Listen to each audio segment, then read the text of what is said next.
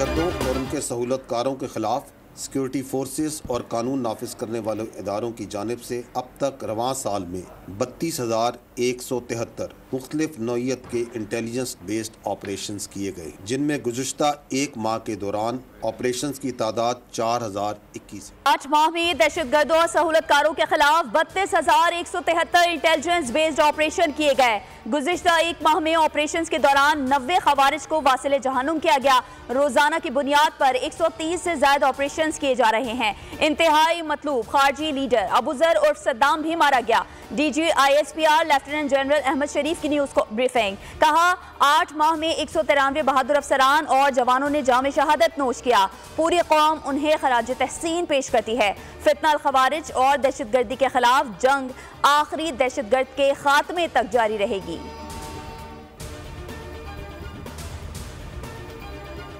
25-26 अगस्त की रात दहशतगर्दों ने बलूचिस्तान में मुतअद्दिद घनूनी दहशतगर्दाना कार्रवाइयाँ की। ये कार्रवाइयाँ अंदरून और बैरून मुल्क दुश्मनों और उनके सहूलतकारों की एमा पर की गई, जिसका मकसद मासूम और बेगुनाह अफराद को निशाना बनाकर बलूचिस्तान के पुरअमन माहौल और तरक्की को मुतासिर करना है। हमें मालूम है कि बलूचिस्तान के अवाम में एहसास महरूमी और रियासती जबर का एक तासुर भी पाया जाता है।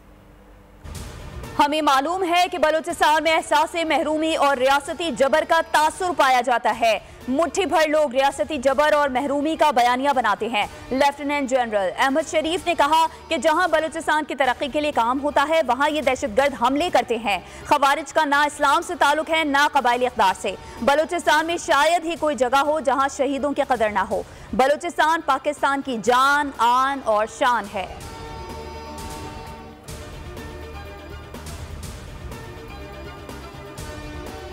पाक फौज ना किसी जमात की मुखालिफ है, ना उसका कोई सियासी एजेंडा है। DG ISPR ने वाज़ेह कर दिया, कहा पाक फौज कौमी फौज है। फौज में कोई शख्स अपने जाती मफाद के लिए काम करे या जाती फायदे के लिए मखसूस सियासी एजेंडे को परवान चढ़ाए तो फौज का खुद एहतिसाबी का निज़ाम हरकत में आता है। लेफ्टिनेंट जनरल फैज हमीद के इस बात का मुंह बोलता सबूत है कि फौज दीगर इदारों से भी तवक्को करती है कि जाती और सियासी मकासद के लिए कोई भी अपने मनसब को इस्तेमाल करता है तो इसको भी जवाबदा करेंगे। हमारे एहतिसाब का अमल शफाफ है, वो इल्जामात पर नहीं, सबूतों और शवाहिद पर काम करता है।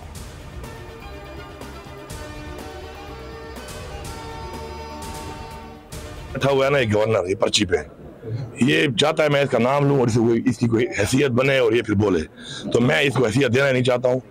इसको मेरे ख्याल में गवर्नर हाउस में रात को सोना इसको रास नहीं आ रहा। जलसा जो है ये तो होना ही होना है और जलसे के रुकावट अगर बनेंगे तो इंशाल्लाह फिर तमाशा आप देखना कि हम करते क्या है। वज़ीर आला खैबर पख्तूनख्वा अली अमीन गंडापुर की राहदारी जमानत मंजूर। पेशावर हाई कोर्ट का वज़ीर आला को दर्ज मुकदमात में गिरफ्तार न करने का हुक्म। अदालत की जानिब से 1.5 माह की राहदारी जमानत दी गई। मीडिया से गुफ्तगू में कहा, अदालतों का एहतराम करते हैं, झूठे केस बनाए गए हैं, गवर्नर का नाम नहीं लेना चाहता।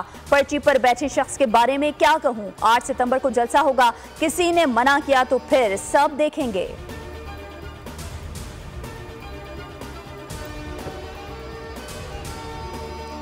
सेनेट ने पुरअमन इज्तिमा और अमन आमा बिल 2024 की मंजूरी दे दी। अपोजिशन का एहतजाज। सेनेटर अली जफर ने बिल पर एतराज उठाते हुए कहा कि PTI का इस्लामाबाद में एक जलसा होने जा रहा है, उसे रोकने की कोशिश की जा रही है। सेनेटर इरफान सिद्दीकी ने कहा, हम इस चीज़ को रेगुलेट करने की कोशिश कर रहे हैं, आप जहाँ चाहें जलसा करें, हमारा और कोई मकसद नहीं। हम चाहते हैं कि लाखों लोगों के हुकूक पामाल ना हो। सेनेटर आजम नज़ीर तारड़ ने कहा कि जलसे रोके नहीं जा रहे, हुकूमत जगह मुख्तस करेगी, वहाँ जाकर एहतजाज किया जाए।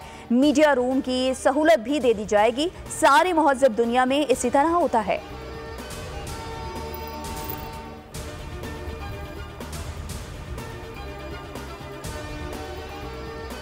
दुआओं से, नवाज शरीफ साहब के विजन से हम महंगाई में कमी लेकर आए हैं।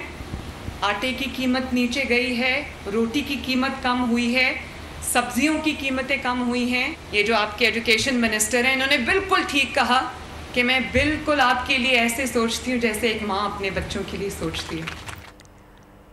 वज़ीर आला पंजाब मरियम नवाज शरीफ ने डेरा गाजी खान में स्कूल न्यूट्रिशन प्रोग्राम का इफ्तिताह कर दिया। रोजाना 5वीं जमात तक के बच्चों को दूध का पैकेट मुफ्त फराहम किया जाएगा। तकरीब से खिताब में कहा, मजबूरी है कि पाकिस्तान के वसाइल इतने अच्छे नहीं, लेकिन जितना हो सकता है उतना करूंगी। बच्चों पर एहसान नहीं, न्यूट्रिशन प्रोग्राम पूरे मुल्क में होना चाहिए। माँ बाप से गुजारिश करूंगी कि अपने बच्चों की सेहत पर तवज्जो दें।